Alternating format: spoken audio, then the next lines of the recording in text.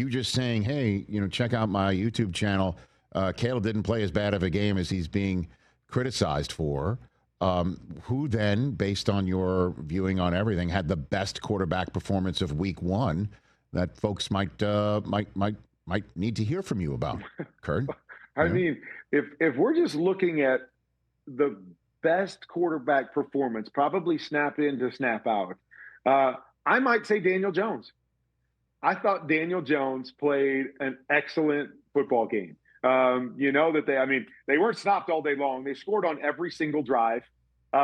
He made, some big throws. He managed things really well, just in terms of lack of mistakes, and making the things that were there to be made, playing the position. He might have been the best of the weekend. And we had some great performances Sunday night.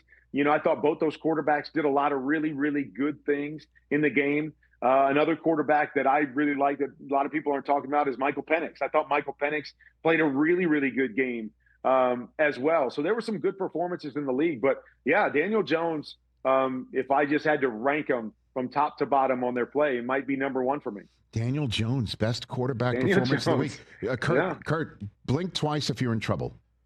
No, because it's, obviously, I know. That is, I know. We saw his last game as a Giant. We called it in Munich last year. And, obviously he wasn't the ultimate reason why they lost the game, but we also understood when the Giants were like, this is it. So it's great to hear that. In that game, though, Tua, what did you see from Tua that might concern you in the Dolphins moving forward, Kurt? Yeah, I've made this take numerous times about Miami. Like, there's some things that Tua does at an elite level. He's got elite accuracy. He's got great anticipation. His ability to kind of find holes and throw guys open, I think, is really, really unique. But I've made this take about the Miami pass offense for years, is I think it's really hard on a quarterback because, and, I could kind of lump it in, with San Francisco, that their mindset coming from kind of the Kyle Shanahan background is we're going to design everything up front to get our first receiver open. And they do that a lot. They scheme their first guy open, and that's what we see quite often in Miami. And Tua is so good at getting the ball to his first guy, and that stuff's great. But once somebody takes away your number one read, I don't really like the way the pass game is built. The pass concepts are built to get to number two and number three. And what I mean by that is that those number two and number three receivers are not always directly connected to number one.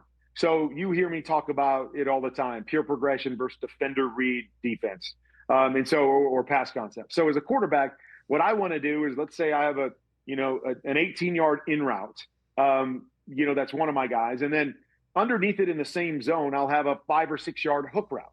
And so if number one's not open because the defender drops deep, then I know number two is going to be open because we're attacking that one defender and he can't cover both of the guys. And so I like to build pass concepts that put a defender in conflict. So as a quarterback, I know it's one and then two is going to be open. And then if the next guy squeezes two, then I've got number three that's replacing that guy that squeezes. So now I can go directly to number three, and it all lines up. In the Miami offense, it's not always like that. We're doing everything with everybody else to get number one open. We're going to do a great job of getting number one open, and they do.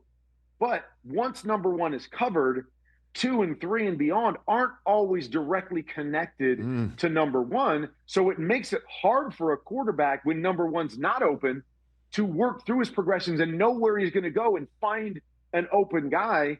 And so that's why, to me, I don't know. Tua may struggle getting to 2, 3, and 4 because he often struggles in that offense doing it. But as a quarterback that watches it, I look and go, man, that's really tough too. Like it's hard to get there. It's hard to know where you're going next or what the next option is, based off of how they took number one away in that offense. So he didn't look very good. Their offense didn't look very good, but we've seen this at a number of times, since Mike McDaniel's been there. We've seen some unbelievable performances where number one gets open a lot and Tua, makes number one open a lot with his accuracy in throwing. And then we've seen games where number one's not open a lot and it looks maybe not this bad, but it's looked bad at times. And so to me, something has to change in that regard. And I know it's hard because, it's a system that has done a great job of creating that number one shot over and over and over again.